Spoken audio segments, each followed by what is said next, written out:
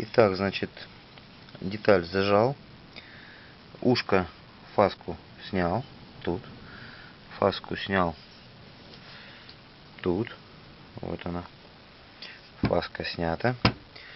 Значит, деталь подогревается, прихватывается в двух местах, тут и тут.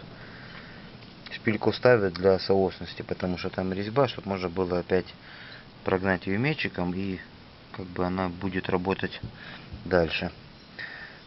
Вот. Ну, все, в принципе, будем. Сейчас чуть-чуть подогрею, маленькую дам точку, потом полный прогрев детали и уже обвар с двух сторон. Все, посмотрим, что сейчас будет получаться.